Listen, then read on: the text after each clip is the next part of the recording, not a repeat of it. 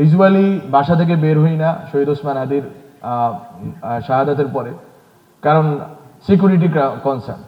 কারণ আপনারা বলতে পারেন আপনার শুধু সিকিউরিটি কনসার্ন, আমাদের সিকিউরিটি কনসার্ন আছে because we spoke the truth, এবং এই জন্য মন্ত্রণালয়ের শেষ 4 মাস আমাকে কোনো কাজ করতে দেওয়া হয়নি।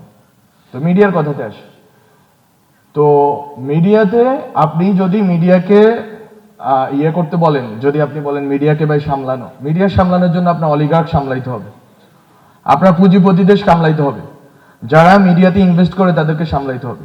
আপনি তাদের বিরুদ্ধে কোনো ব্যবস্থা নেবেন না, আপনি যারা সরাসরি হাইকোর্ট থেকে জামিন নিয়ে বেরিয়ে যাবে এবং বিভিন্ন বড় বড় এখন রাজনৈতিক দলের নেতাদের সাথে হ্যান্ডশেক করবে, তাহলে আপনি কিভাবে পরিবর্তন করবেন? আপনারও তো মানে এই বাংলাদেশে থাকতে হবে, আপনাকেও তো এখানে এই এত শত্রু পরিবেষ্টিত, এত কম্প্রোমাইজিং এলিমেন্টের সামনে আপনি কোনো সাহসী ভূমিকা রাখা আপনার জন্য খুবই কঠিন। এবং আমি যতটুকু সাহস দেখাইতে যাব ততটুকুই বলা হবে যে উনি ব্যর্থ।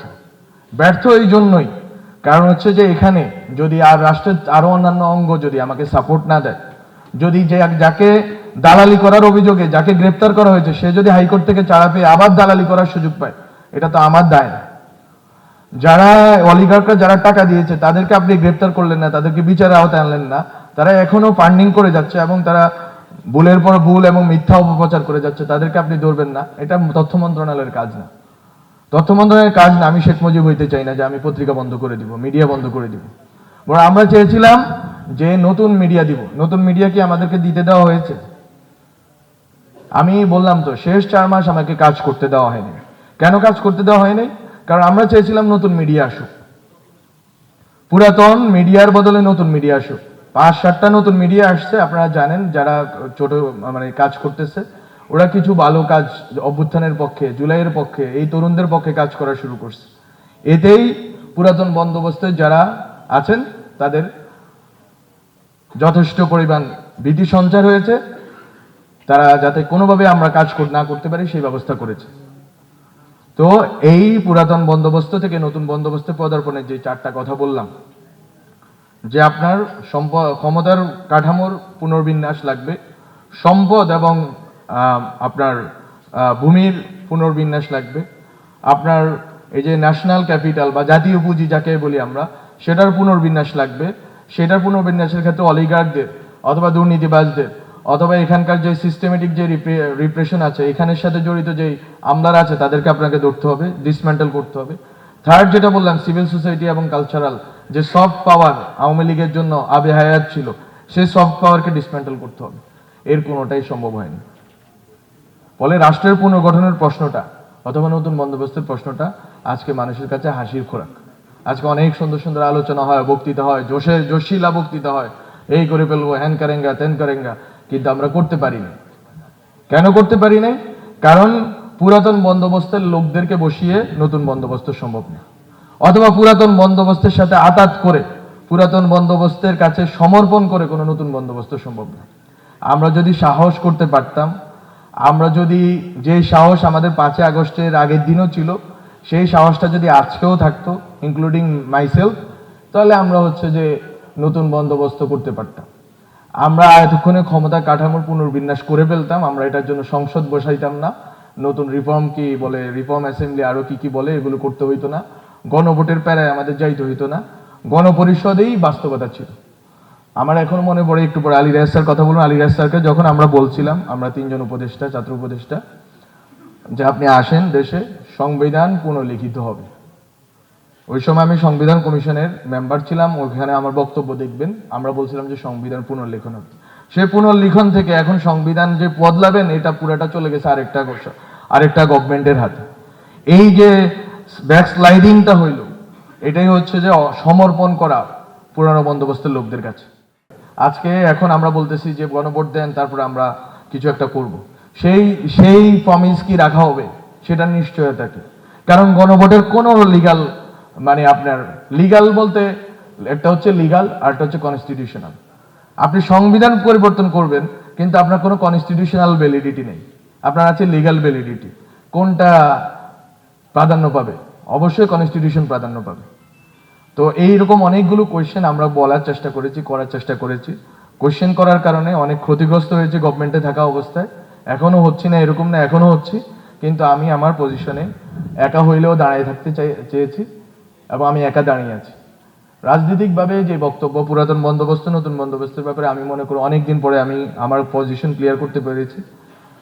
রাজনৈতিক যে কথাটা আমি বলবো, আমরা যারা এখানে অভ্যুত্থানের আগে এখানে এই যে রাষ্ট্রকল্প বলেন, গুরুবার আড্ডা বলেন, আরও এই যে সিনেযোগ ছিল আমার নিজের পত্রিকা, আরও অনেকগুলো কালচারাল অ্যাক্টিভিটিস বলেন, এর মাধ্যমে আমরা কি চেয়েছিলাম যে একটা নতুন রাজনৈতিক পরিষদ তৈরি হবে, একটা প্রজন্ম রাজনৈতিকভাবে শিক্ষিত হবে এবং তারা রাজনৈতিকভাবে নেতৃত্ব দিবে।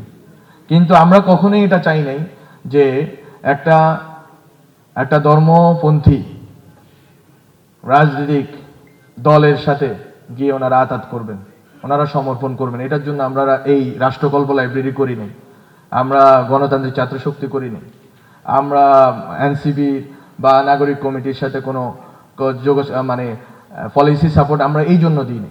আমরা দিয়েছি যে একটা শক্তি সম্ভাবনা আকারে বাংলাদেশের জনগণের সামনে থাকবে, যেটা থার্ড ফোর্স আকারে থাকবে, যেটা মানুষকে বলবে যে এই পুরাতন বন্দোবস্ত যারা চায় তাদের বাইরে আমরা আপনাদের বয়স হইতে চাই, আমরা আপনাদেরকে এই যে আপনারা যেই আন্ডার প্রিভিলেজ পজিশন আছেন সেখান থেকে তুলে আনতে চাই, আমরা আপনাদের সোশ্যাল পলিটিক্যাল আপওয়ার্ড মোবিলিটি নিশ্চিত করতে চাই, আমরা এই ক্ষমতার কাঠামো এবং সম্পদ এবং ভূমির পুনর্বিন্যাস করতে চাই, আমরা এই অলিগার্কি এবং এখানকার যে পুরা কাঠামো সিভিল মিলিটারি ব্যুরোক্রেসি এটাকে পুনর্গঠন করতে চাই, আমরা বাংলাদেশের সিভিল সোসাইটি এবং কালচারাল যেই হেজুমনিটা আছে সেটাকে ভেঙে দিতে চাই।